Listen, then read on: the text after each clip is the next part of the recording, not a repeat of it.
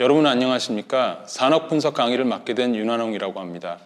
집중! 산업이란 유사한 성질을 갖는 산업활동에 주로 종사하는 생산단위의 집합이라고 정의됩니다. 그리고 산업활동이란 각 생산단위가 노동, 자본, 원료 등 자원을 투입하여 재화나 서비스를 생산 제공하는 일련의 활동 과정이라고 정의됩니다.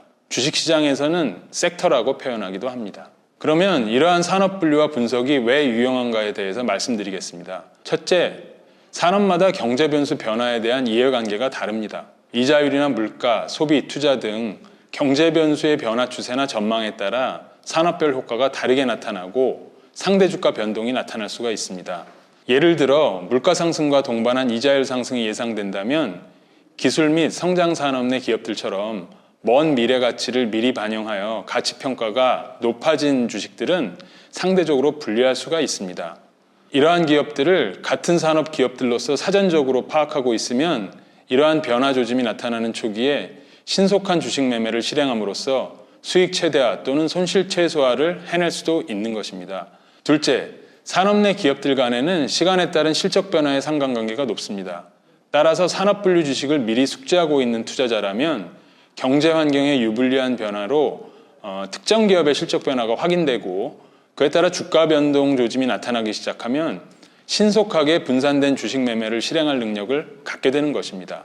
셋째, 산업 내 기업들 간에는 비슷한 주가 평가 잣대가 통용됩니다. 미래 사업 전망이 좋지 않은 산업에 속한 기업들의 주가는 상대적으로 낮게 형성되는 것이 일반적입니다. 반대로 사업 전망이 좋은 경우에는 현재 이익 수준 대비 높은 주가가 나타납니다. PER은 주가 수익 비율이라고 하는데 기업의 주당 이익을 주가로 나눈 비율입니다.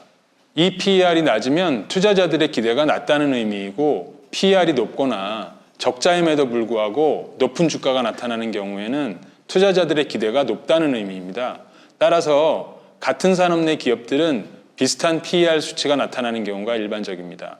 어떤 기업의 주가가 적정한가를 판단하기 위해서는 산업 내 기업들과 비교가 필요하다는 말입니다.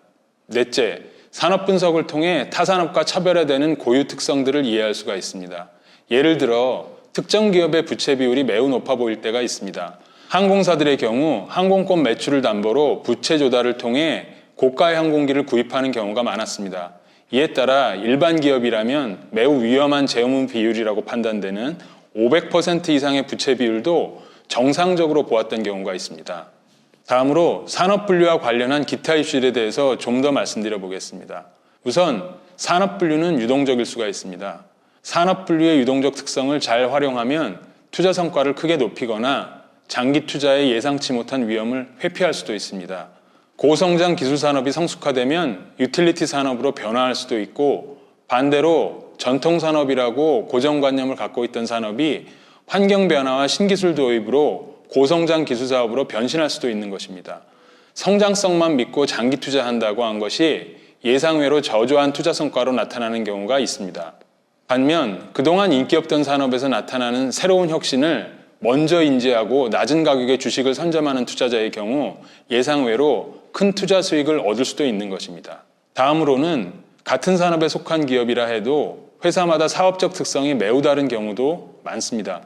비슷한 용도의 상품이라 하더라도 박리담의 범용 제품을 전문으로 하는 대형 기업이 있는가 하면 고수익 특수 제품을 전문으로 하는 중소기업이 있을 수가 있습니다. 이러한 경우는 같은 산업에 속한 기업이라 하더라도 주가 흐름의 연관성이 낮을 수도 있습니다. 투자 관점에서는 주식시장에서 두 기업이 같은 범주에 묶여 있을 이유가 없는 경우인 것입니다.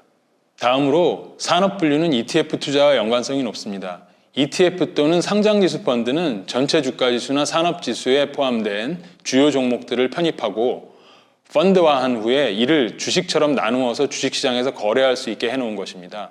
ETF는 특정 산업에 투자하고자 하는 투자자들에게 개별 기업 위험을 최소화한 합리적 투자 수단을 제공합니다. 다양하게 발전하고 있는 ETF는 산업 분류 기준을 넘어서서 다양한 새로운 기준의 구성 방식으로 출시되고 있기는 합니다. 그러나 산업 분류를 기반으로 한 ETF가 대부분이기 때문에 ETF 투자를 제대로 하려면 산업 분류에 대한 올바른 이해가 기본이라고 할 수 있습니다. FM스쿨, 이상으로 산업 분류와 각 산업에 대한 이해가 주식 투자자들에게 왜 중요한가에 대해서 대략적으로 알아봤습니다. 다음 편부터는 실제 어떤 산업들이 있으며 그 산업들에 투자할 때 기본적으로 고려해야 되는 사항들에 대해서 알아보도록 하겠습니다. 감사합니다.